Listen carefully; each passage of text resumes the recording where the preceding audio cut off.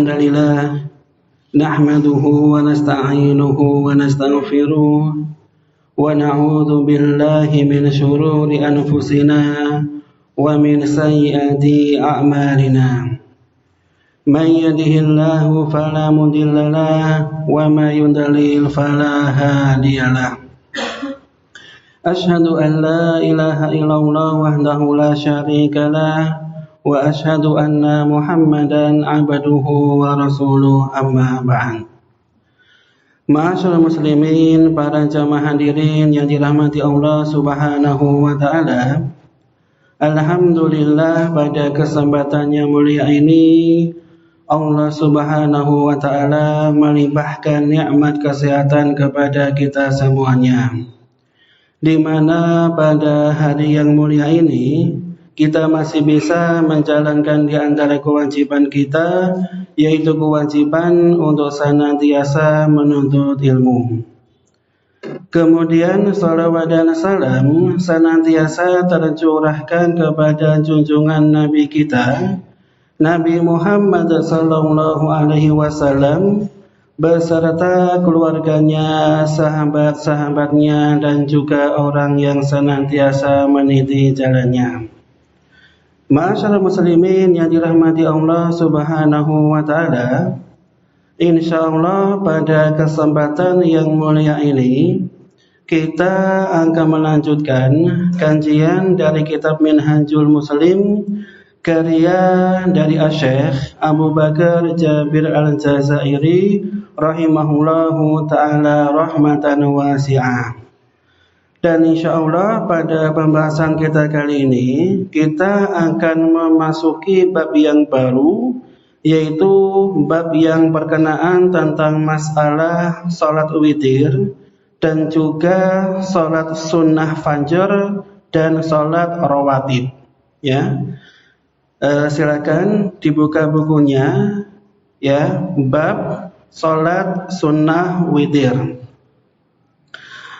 Sebelum kita masuk ke kitabnya, akan kita lanjutkan pembahasan pada pertemuan kemarin tentang masalah ikhwah jumlah jamaah ketika menunaikan sholat Jumat.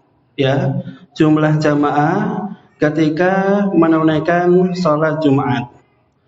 Pada pembahasan ikhwah pertemuan kemarin kita telah membahas bahwasannya sholat Jumat itu hukumnya ikhwah adalah wajib dan harus dilakukan secara berjamaah. Ini sebagaimana di antara kesepakatan para ulama, harus berjamaah. Akan tetapi ikhwah, para ulama beda pendapat tentang jumlah jamaah yang diwajibkan untuk menunaikan sholat Jumat. Ya, ulama itu beda pendapat. Ada yang mengatakan bahwasanya jumlah jamaahnya minimal itu adalah 12 orang. Ya, minimal 12 orang. Dan juga ada yang mengatakan ikhwah, jumlah jamaahnya itu adalah minimal 40 orang. Dan juga ada yang mengatakan jumlah jamaahnya itu jumlah minimalnya adalah lebih dari 2 orang saja. Di sini para ulama berbeda pendapat dan terbagi menjadi 3 pendapat. Ya. Pendapat yang pertama yang mengatakan bahwasanya jumlah jamaahnya minimal 12 orang. Ini sebagaimana ikhwah pendapatnya ulama Malikiyah. Ya. Sedangkan ulama yang berpendapat minimal 40 orang, kira-kira ikhwah siapa? Naam, ulama Syafi'iyah. Sedangkan ikhwah yang berpendapat minimal 3 atau lebih dari 2 itu adalah Hanafiyah dan juga sebagian pendapat madhab Hanbali. Kira-kira ikhwah, antum milih pendapat yang mana ikhwah? Yang 12, yang 40, atau minimal 2 orang lebih bisa dikatakan sholat Jumat? Ah, kira-kira antum cenderung yang mana ikhwah? Kira-kira yang pertama, yang kedua, atau yang ketiga kira-kira? Nah, antum beda pendapat juga ikhwah. Ada mengatakan kedua, ada mengatakan ketiga, dan ada yang pertama. Kira-kira Mas Aldi cenderung ke pendapat yang berapa Mas Aldi? Yaitu berapa? 12 orang, ya. Sekarang ikhwah akan ana sebutkan landasan yang digunakan oleh para ulama madhab, ya. Yang pertama itu adalah ulama Malikiyah. Kenapa mereka berpendapat minimal jumlahnya itu adalah 12 orang?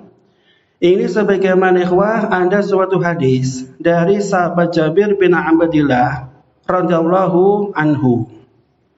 Jabir mengatakan, anna Nabi sallallahu alaihi wasallam kana yakhutubu qa'iman yaumal jum'ati. Bahwasanya Nabi sallallahu alaihi wasallam beliau pernah berdiri berkhutbah pada hari Jumat. Faja'at 'airun minasyami, maka datanglah rombongan dari Syam. Fanfatalan nasu ilaiha, lalu orang-orang pergi menemui mereka. Hatta lam yabaqa illa thnata asyara rajulan, sehingga tidaklah tersisa melainkan hanya 12 orang saja, ya, dan tidaklah tersisa hanya 12 orang aja, ya, kecuali hanya 12 orang saja. Sehingga dari hadis riwayat Jabir ini ulama Malikiyah memberikan batasan boleh melakukan salat Jumat minimal 12 orang saja. Ini sebagaimana riwayat dari sahabat Jabir bin Abdillah. Kemudian ikhwah, dalil yang digunakan pendapat yang kedua minimal 40 orang. Ya, 40 orang.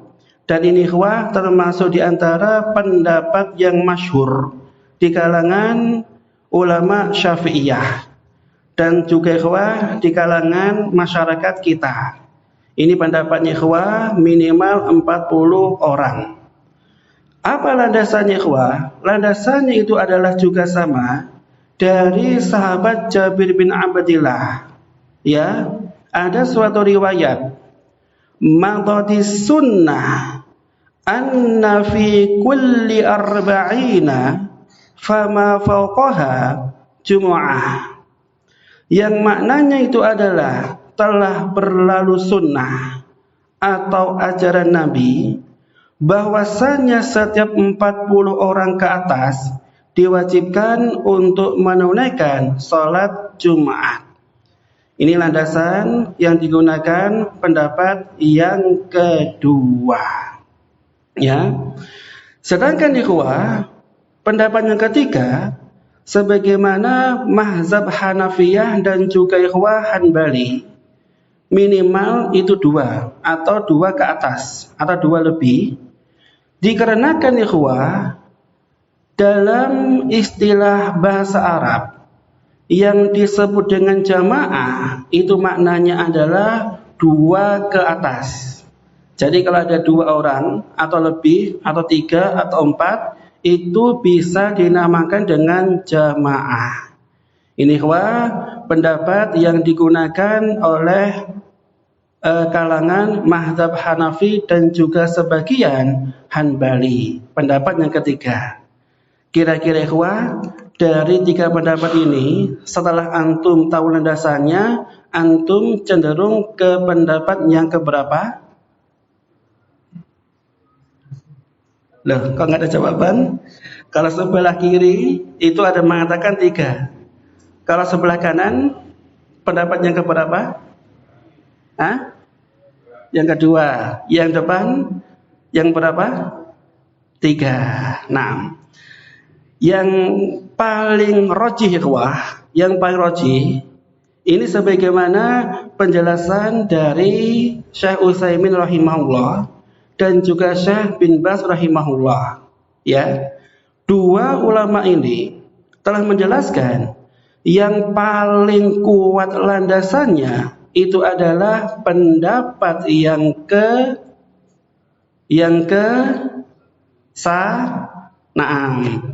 ketiga. Ya, jadi yang paling kuat itu adalah pendapat yang ketiga. Apa alasannya, Ikhwah? Alasannya itu adalah ada beberapa alasan yang dikemukakan oleh para ulama. Yang pertama itu adalah ada suatu hadis dari Abu Umamah Al-Bahili radhiyallahu anhu bahwasanya Nabi SAW bersabda, ketika ada orang yang memasuki masjid sedangkan dia belum sholat berjamaah, ya, ada orang yang masbuk yang belum berjamaah di masjid, dia datang sendirian. Maka Nabi berkata kepada para sahabatnya, ala rajulun yatasaddaq ala hadza yusalli ma'ahu. Tidaklah ada seseorang yang mau bersedekah terhadap orang ini. Jadi orang ini satu orang, dia ke masjid tapi jamaahnya sudah selesai. Maka Nabi berkata kepada para sahabatnya, adakah di antara kalian menemani orang ini jamaah, ingin bersedekah? Ya, faqama rajulun fasalla ma'ahu. Maka berdiri salah seorang di antara mereka, kemudian dia sholat dengan orang belum jamaah. Faqala Rasulullah sallallahu alaihi wasallam, maka Nabi bersabda, hadzani jamaah, sesungguhnya dua orang ini adalah jamaah. Sehingga yang namanya jamaah itu enggak ada kadar atau ukuran berapa orang. Akan tetapi kalau sesuai dengan hadis Nabi SAW, yang disebut dengan jamaah itu adalah dua orang sudah disebut dengan jamaah. Tadi yang salat ikhwah berapa orang? Yang salat berapa orang? Dua, ya kan? Yang satu yang belum jamaah, yang duanya ikhwah dia nemani jamaah. Jadi hanya dua orang saja. Dan Nabi menyebutkan hadzani jamaah, dua orang ini adalah jamaah. Sehingga ini menguatkan pendapat yang ketiga, batasannya itu adalah dua orang atau lebih. Ya, dua orang atau lebih. Sedangkan ikhwah, landasan yang digunakan oleh pendapat yang kedua atau yang pertama dulu ya, yang mengatakan jumlah minimalnya berapa ikhwah? 12. Itu maknanya bukan membatasi. Ya, bukan membatasi. Akan tetapi apa ikhwah? Jamaah yang lainnya yang pergi ketika menghampiri kabilah dari Syam, boleh jadi mereka kembali lagi. Nah itu. Ya, jadi boleh jadi mereka kembali lagi. Ya, dan 12 ini tidak merupakan jumlah minimal. Ya. Sedangkan ikhwah, pendapat yang kedua yang mengatakan berapa orang ikhwah? 40 orang. Landasan yang digunakan itu adalah landasannya hadis yang dhaif atau yang lemah. Sehingga ikhwah, jikalau kita menelaah hadisnya, kita akan dapatkan landasan 40 orang itu adalah hadis yang lemah dan gak bisa dijadikan sebagai landasan hukum. Sehingga ikhwah, di sini yang paling kuat insyaallah pendapat yang ketiga, ya, dua orang atau lebih dia sudah bisa menunaikan sholat Jumu'ah secara berjamaah. Ya, insyaallah bisa dipahami ikhwah? Insyaallah bisa dipahami? Insyaallah. Kalau insyaallah bisa dipahami, silakan diulangi kembali. Siapa yang ngulangi? Loh, ayo siapa yang ngulangi? Dijabarkan dari pendapat pertama, kedua, ketiga. Sama landasannya, sama tanggapannya. Siapa? Loh, siapa ya ikhwah? Jangan antum diam. Harus berani. Atau ditunjuk aja? Tunjuk aja. Loh, kok nggak ada yang angkat tangan? Kira-kira siapa Mas Adi? Antum tunjuk Mas Adi?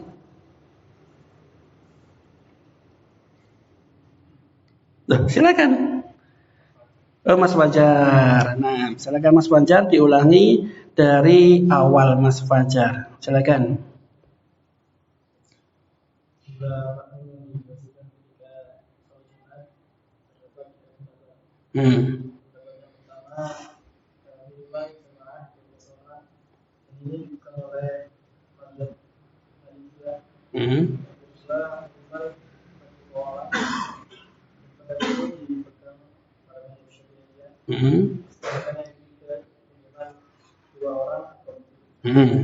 Dan yang paling kuat yang mana?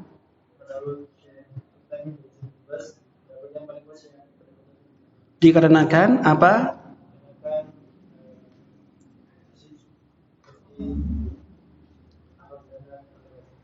Langsung aja.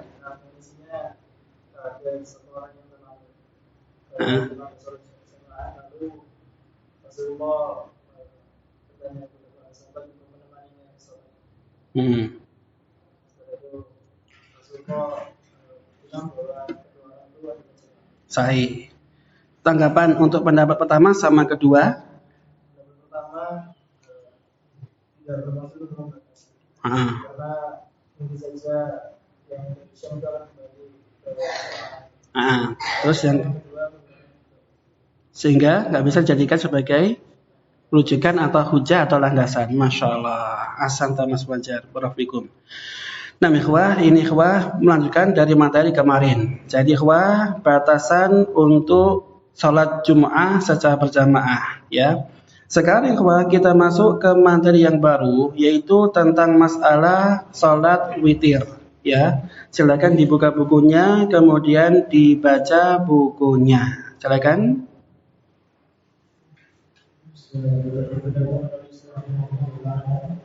Materi 11 sholat witir, sholat sunnah subuh, sholat rawatib, sholat wajib, sholat witir. Satu, hukum dan definisi sholat witir. Sholat witir termasuk sholat sunnah yang dilakukan sekali, tidak semestinya sholat muslim menjalankannya dengan kondisi apapun.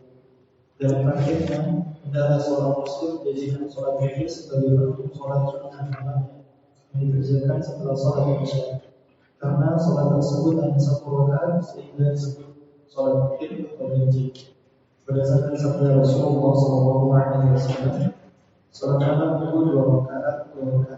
Dan jika salah seorang di antara kamu merasa khawatir bahwa sholat itu juga, dan hanya sholat 1 rakaat sebagai sholat witir dari sholat sunnah yang dilakukan. Nah, cukup. Nah. Kemudian ikhwah, kita masuk ikhwah ke pembahasan yang baru, yaitu hukum yang berkaitan tentang masalah sholat witir, ya. Sesuai dengan maknanya ikhwah, witir itu ada maknanya ikhwah, dari segi bahasa dan juga segi istilah. Sedangkan ikhwah, dari segi istilah itu maknanya adalah witir itu adalah ganjil atau lawan kata dari genap. Ini sesuai dengan bahasa. Sebagaimana ikhwah, landasan dari sabda Nabi SAW, Innallaha witrun. Sesungguhnya Allah itu ganjil atau Allah itu tunggal. Ya, Allah itu tunggal. Sedangkan ikhwah, sesuai dengan istilah yang dimaksud dengan salat witir itu adalah salat sunnah yang dikerjakan antara isya sampai terbitnya fajar, dan ini sebagai penutup salat malam, ya, sebagai penutup salat malam. Dan hukumnya ikhwah sebagaimana yang dikatakan oleh para ulama, al-witru sunnatun wajibatun. Yang namanya salat witir itu adalah sunnah yang sangat ditekankan. Ya, sunnah yang sangat ditekankan.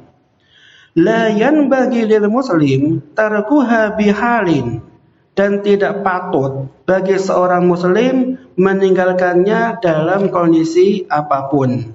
Ya. Dan witir ini termasuk di antara salat penutup dan bisa dikerjakan antara habis isya sampai terbit fajar. Ya. Sebagaimana disabdakan oleh Nabi SAW, salatul laili matna masna, yang namanya salat malam itu 2 rakaat salam, 2 rakaat salam.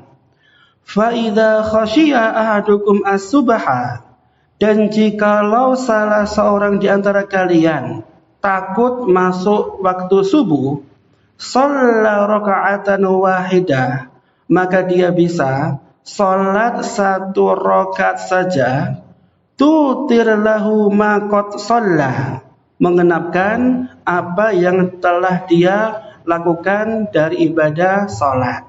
Ya, ini di antara makna ataupun definisi salat witir. Kemudian salat sunnah dikerjakan sebelum salat witir. Di antara yang disyariatkan adalah salat sunnah atau dibayar sebelum ditutup dengan salat witir 2 rakaat atau lebih hingga 10 rakaat, lalu mengerjakan salat witir sebagaimana dulu dilakukan oleh Nabi Sallallahu Alaihi Wasallam dalam salah satu hadis sahih riwayat Muslim. Nah, dan juga ketika seseorang melaksanakan salat witir, maka disunahkan dia melakukan salat sunnah sebelumnya bisa 2 rakaat ataupun juga bisa 10 rakaat. Kemudian setelah dia melaksanakan salat sunnah yang lainnya, dia tutup salat sunnahnya dengan salat witir. Bisa dengan 1 rakaat ataupun bisa dengan 3 rakaat. Jadi witir ini sebagai penutup salat malam. Dan batasnya totalnya dari witir sampai yang lainnya itu kira-kira berapa jumlah rakaatnya Berapa kira-kira? 11 atau 23 rakaat. Nah, jadi para ulama beda pendapat ya. Ada yang mengatakan 11 rakaat dan ada juga ada yang mengatakan lebih dari 11 rakaat. Ya. Sedangkan dalil yang menunjukkan bahwasanya jumlahnya itu adalah 11 rakaat itu sebagaimana landasan dari hadis Aisyah radhiyallahu anha, bahwasanya Aisyah radhiyallahu anha mengatakan, "Maka yazidu Rasulullah sallallahu alaihi wasallam fi Ramadan wala ghairihi ala 11 rakaatan." Dan Nabi sallallahu alaihi wasallam tidak pernah menambahi entah di Ramadan ataupun di luar Ramadan lebih dari 11 rakaat. Ini yang mengatakan bahwasanya jumlahnya itu adalah 11 rakaat. Dan juga ada riwayat dari Aisyah, beliau mengatakan, "Kana Rasulullah sallallahu alaihi wasallam yusalli minal laili salasa asyrata rakaatan." Bahwasanya Nabi sallallahu alaihi wasallam pernah melakukan salat malam sebanyak 13 rakaat. Jadi yang pertama 11, yang kedua 13, dan juga ada mengatakan sebanyak 23. Ini sebagaimana kejadian pada zamannya Umar radhiyallahu anhu. Ya, itu sebanyak 23. Kira-kira yang paling afdal, yang paling utama itu jumlahnya 11, 13 atau 23 Kira-kira yang berapa Nah, Yang paling utama itu adalah 11 dan juga ikhwah yang paling lama berdirinya. Ya, yang paling lama berdirinya atau tulul qiyam. Ya. Ini sebagaimana ikhwah pendapat yang dikatakan oleh Syekhul Islam. Jadi yang paling utama ikhwah itu adalah 11 jikalau dia ikhwah rakaatnya panjang-panjang.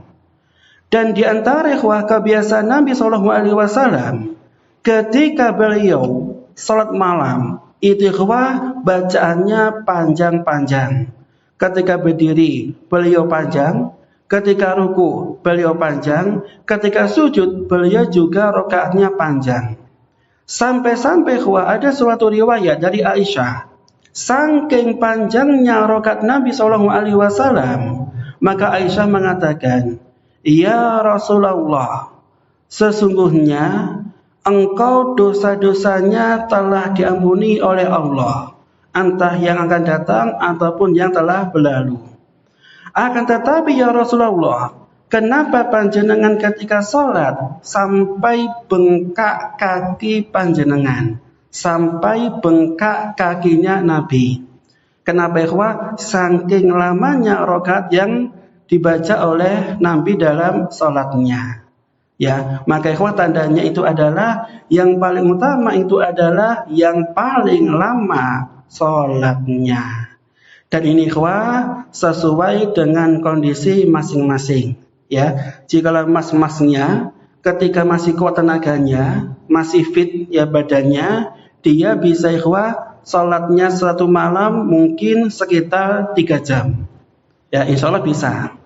Tapi jika kondisi bapaknya itu masih belum fit karena mungkin telah sepuh ataupun mungkin sakit, maka hukumnya ikhwah sholat sunnah semampunya. Yang penting ikhwah dia melakukan sholat sunnah malam ataupun sholat sunnah witir. Ya, ini sebagaimana ikhwah penjelasan dari Al-Imam Syekhul Islam rahimahullah. Kemudian kita ikhwah masuk ke waktunya. Silakan dibacakan waktunya. Waktu sholat itu, waktu sholat itu adalah sholat hingga sebelum tersebut. Tetapi mengerjakannya itu malam utama daripada kemuliaan. Kecuali bagi orang yang merasa khawatir tidak terbangun berdasarkan sabda Nabi Sallallahu Alaihi Wasallam. Barang siapa di antara kamu yang menduga tidak dapat bangun di penghujung malam, hendaklah ia sholat witir di kemuliaan. Dan barang siapa yang di antara kamu yang menduga di penghujung malam, hendaklah ia sholat witir di penghujung malam. Karena sholat sunnah di penghujung malam itu diajukan para malaikat dan ia lebih. Nah, kemudian waktunya di sini para ulama menjelaskan dibolehkan seseorang melakukan sholat witir atau sholat malam itu batasannya dimulai setelah apa ikhwah? Isya. Ya, setelah sholat isya. Sampai kapan ikhwah? Sampai menjelang akan terbitnya fajar. Ini batasannya ikhwah. Jadi waktunya itu sangat luas, sangat longgar. Maka hukumnya ikhwah, boleh dia melakukannya di awal malam atau habis isya, dan juga boleh dia melakukannya di pertengahan malam, dan juga boleh ikhwah dia melakukannya di penghujung akhir malam.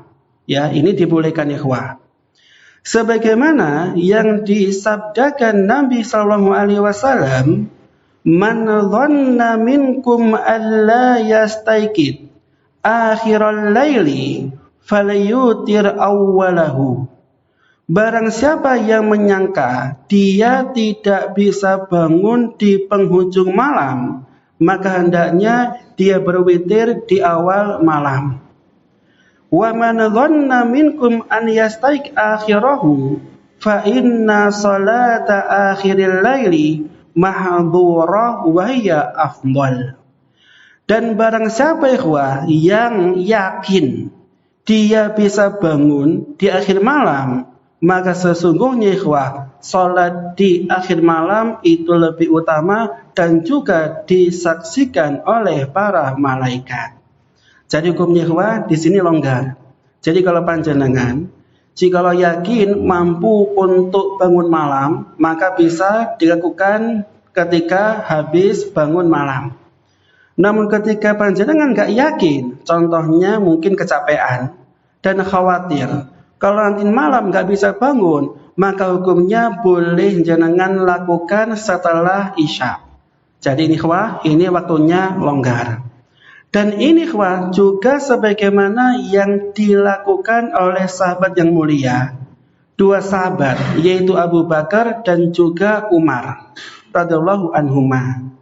Dan Abu Bakar sama Umar ketika melaksanakan salat malam atau salat witir, kedua-duanya berbeda. Apa bedanya Kalau Abu Bakar lebih sering melakukannya di awal malam atau setelah habis isya. Namun kalau Umar lebih sering melakukannya di penghujung malam. Jadi dua sahabat ini dua-duanya berbeda dalam waktu pelaksanaannya, namun tetap dibolehkan. Maka ada suatu riwayat dari Abu Qatadah yang mengatakan, Anna Nabi sallallahu alaihi wasallam qala li Abi Bakar, bahwasanya Nabi berkata kepada Abi Bakar, mata tutir, kapan wahai Abu Bakar kamu berwitir? Qala utir min awwalil laili, saya berwitir di awal malam. Wa qala li Umar, dan Nabi berkata kepada Umar, mata tutir, kapan kamu berwitir? Qala akhiral laili, maka Umar mengatakan, saya berwitir di akhir malam. Faqala li Abi Bakar, maka Nabi berkata kepada Abu Bakar, bahwasanya Abu Bakar telah mengambil atau melakukannya dengan penuh hati-hati, karena beliau ingin melakukan witir di awal malam agar nggak ketiduran sampai subuh. Beliau hati-hati. Dan Nabi berkata kepada Umar, huwa akhadha bil quwwah, sesungguhnya Umar dia orang yang kuat. Jadi Nabi memuji dua sahabat ini. Hukumnya apa dua-duanya itu dibolehkan. Jadi bisa dilakukan di awal malam, bisa di pertengahan malam, dan juga bisa dilakukan di akhir malam semuanya itu waktunya insya Allah longgar. Yang penting sesuai dengan kondisi kita masing-masing. Kalau kita yakin bisa bangun malam, silakan dilakukan setelah bangun.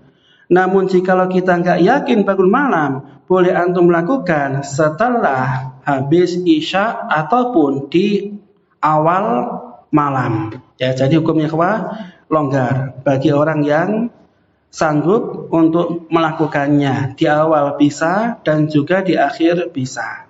Cuman kalau yang paling utama dilakukan kapan di akhir malam. Karena jika ada seseorang salat malam di penghujung malam, insya Allah itu lebih afdol dan juga termasuk di antara salat yang disaksikan oleh para malaikat. Ini di antara waktu yang bisa dilakukan ketika seseorang melakukan salat malam ataupun witir. Kemudian yang keempat, orang yang tertidur di bawah subuh dan tidak sempat menunaikan sholat witir. Jika seorang muslim tidak sempat melaksanakan sholat witir karena tertidur pulas dan tidak bangun hingga sholat subuh, dan larinya menggantinya sebelum sholat subuh, berdasarkan sabda Rasulullah SAW. Jika salah seorang di antara kamu dalam setengah waktu subuh dan ia belum sholat witir, hendaklah ia sholat witir. Juga sabda beliau SAW, barang siapa yang tidur sebelum sholat witir atau lupa, adalah ia sholat witir saat itu. Jadi jikalau seseorang dia ketiduran contohnya subuhnya jam berapa kira-kira? Jam 4 aja untuk ngepaskan, jam 4 contohnya. Contohnya ikhwah, subuhnya itu jam 4 dan antum bangunnya ikhwah jam 4 kurang 10 menit. Ya, itu bisa digunakan untuk ke kamar mandi untuk wudu. Dan jikalau sisa 5 menit ikhwah sebelum fajar, tetap ikhwah antum masih boleh menunaikan salat witir. Walaupun hanya 1 rakaat saja, itu boleh. Ya, bisa 1 rakaat dan juga bisa ikhwah 3 rakaat. Ya, jadi ikhwah, ini jikalau antum ketiduran dan bangun menjelang terbitnya fajar. Jadi boleh melakukannya 1 rakaat ataupun 3 rakaat. Ya. Akan tetapi ikhwah, para ulama ikhwah itu beda pendapat. Jikalau seseorang itu luput dari sholat witir, apakah boleh mengkodoknya dan apakah tidak boleh mengkodoknya? Ya, ini ulama beda pendapat. Ini kita lewati saja ikhwah, biar antum tidak bingung. Yang penting witiran saja. Nah, kemudian yang kelima, bacaan dalam sholat witir dalam 2 rakaat yang sebelum gajinya. Setelah membaca Al-Fatihah, disunahkan membaca surah Al-A'la dan Al-Fatihah, membaca surah Al-Ikhlas dan Mu'awwidhatain, Al-Falaq dan An-Nas pada rakaat. nah, dan bacaan ikhwah yang dibaca ketika seseorang melakukan sholat witir ikhwah. Contohnya ikhwah ya, jikalau dia melakukannya 3 rakaat, ya, melakukannya 3 rakaat. Maka hukumnya ikhwah, yang pertama, rakaat yang pertama dia membaca surat Al-A'la. Kemudian rakaat yang kedua membaca Al-Kafirun, dan rakaat yang ketiga ikhwah dia membaca surat Al-Ikhlas dan juga Mu'awwidhataini, itu Al-Falaq dan juga An-Nas. Ya, ini bacaan ketika seseorang melaksanakan witir sebanyak 3 rakaat. Nah, kemudian ikhwah yang keenam, ini sering terjadi ikhwah perselisihan, yaitu apakah seseorang boleh melakukan 2 witir dalam 1 malam. Ya, karena biasanya ikhwah begini. Ada seseorang dia sholat malamnya di awal malam. Ya, contohnya ikhwah, dia sholatnya habis isya. Kemudian habis itu langsung ditutup dengan witir. Ya. Kemudian ikhwah, ketika dia bangun malam jam 2 malam, maka di sini ketika dia ingin sholat sunnah, apakah dia nanti witir lagi? Dan apakah cukup witirnya di awal malam? Dan apakah boleh dia sholat sunnah setelah witir? Nah ini ikhwah termasuk di antara pembahasan yang sering kita dapati di kalangan para ulama. Ya, contohnya ikhwah biasanya ya yang sering kita dapati itu ketika taraweh, ya kan? Ketika taraweh, ada di antara kita mungkin habis taraweh dia langsung witir. Ya, ketika nanti malam, ya contohnya nanti malam ikhwah itu adalah Lailatul Qadar. Maka hukumnya ikhwah, dia apakah boleh sholat sunnah lagi? Dan jikalau boleh, apakah nanti dia witiran lagi? Ya, ini ikhwah pembahasan yang sering kita dapati terutama pada bulan Ramadan. Kira-kira ikhwah, antum witirnya 1 kali atau 2 kali? Hah? 1 atau 2? 1. Ada yang 2? Loh, enggak ada.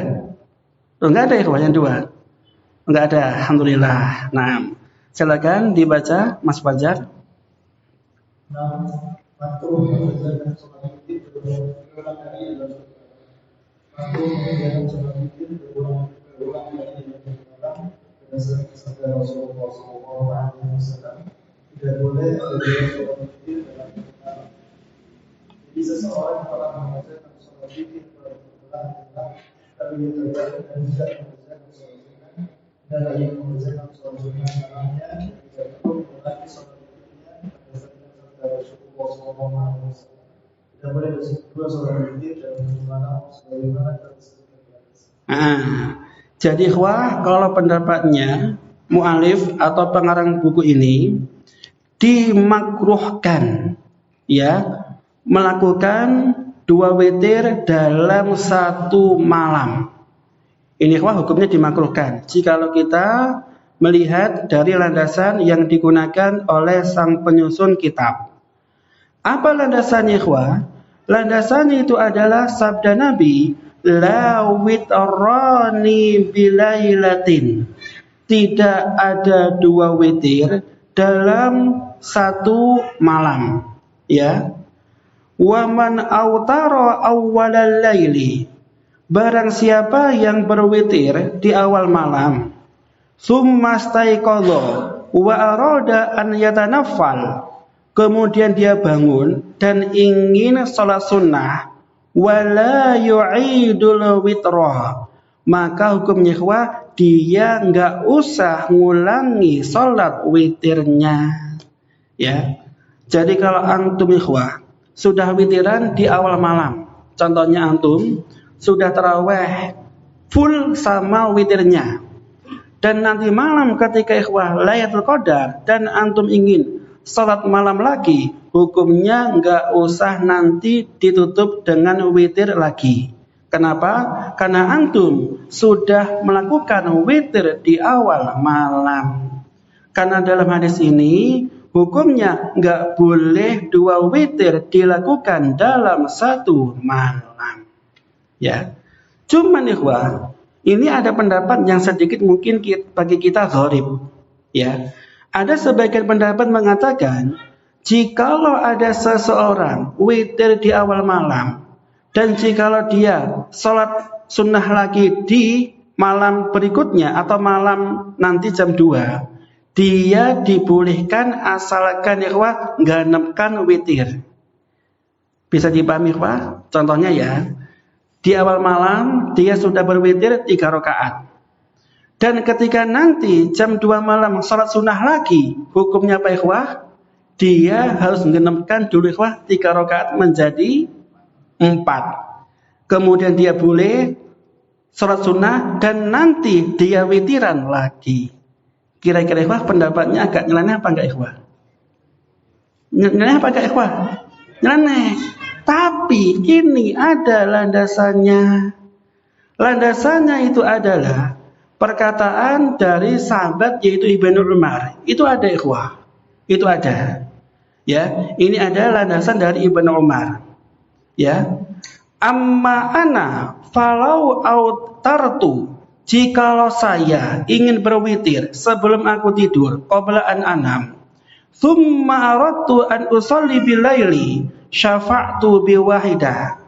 Dan aku ingin salat malam lagi, niscaya aku genapkan witirku.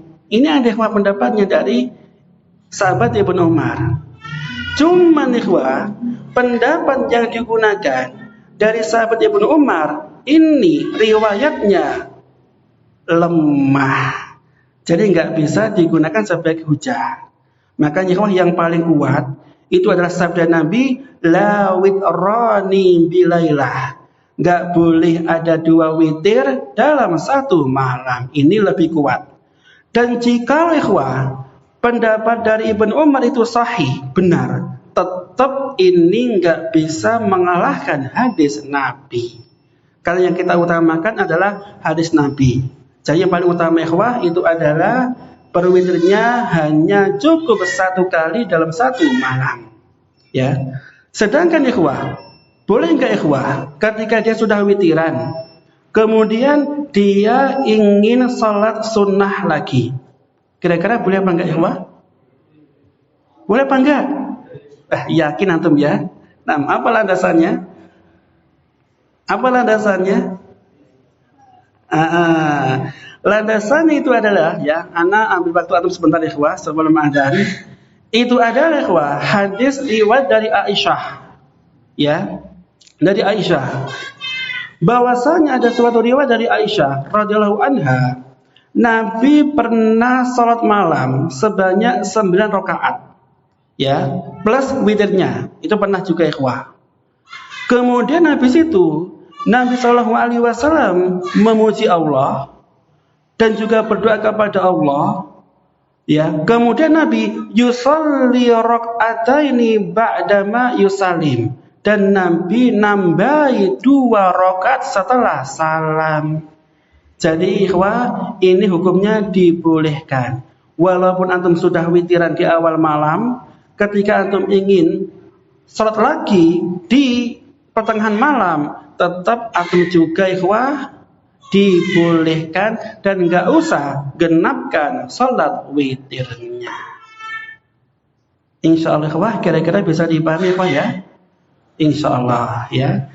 Sekian ikhwah yang bisa kita jelaskan. Mudah-mudahan bisa bermanfaat dan kita tutup ikhwah dengan doa kafaratul majelis. Subhanallah. Wassalamualaikum warahmatullahi wabarakatuh.